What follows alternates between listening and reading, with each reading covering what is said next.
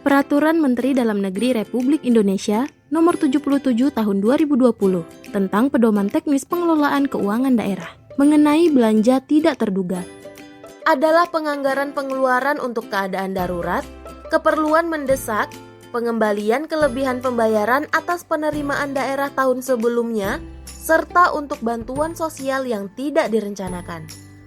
Keadaan darurat dalam BTT antara lain bencana alam, non-alam, bencana sosial atau kejadian luar biasa, operasi pencairan dan pertolongan, kerusakan sarana atau prasarana yang dapat mengganggu pelayanan publik.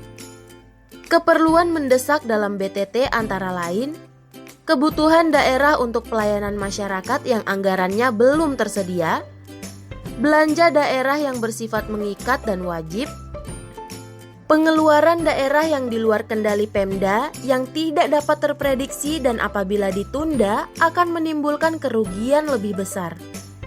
Kriteria keadaan darurat dan keperluan mendesak ditetapkan dalam Perda tentang APBD tahun berkenaan. Tata cara belanja tak terduga untuk pendanaan keadaan darurat melalui tahapan penetapan status tanggap darurat oleh Kepala Daerah.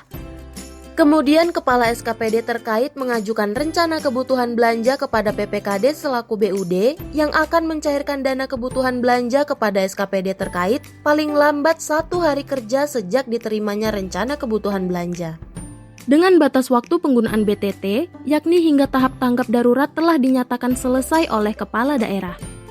Pengeluaran untuk keadaan darurat ini diformulasikan dalam RKA SKPD apabila anggaran belum tersedia, dan apabila BTT tidak mencukupi, Pemda dapat menggunakan dana hasil penjadwalan ulang capaian program dan kegiatan lainnya, serta pengeluaran pembiayaan tahun anggaran berjalan yang diformulasikan dalam perubahan DPA SKPD, atau memanfaatkan kas yang tersedia.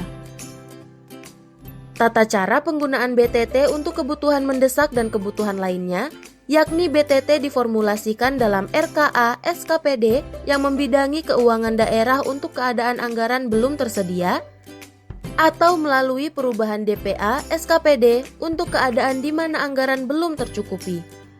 RKA SKPD atau perubahan DPA SKPD ini akan menjadi dasar perubahan Perkada tentang penjabaran APBD yang akan ditampung dalam Perda tentang perubahan APBD ataupun dituangkan dalam laporan realisasi anggaran bagi pemerintah daerah yang tidak melakukan atau telah melakukan perubahan APBD.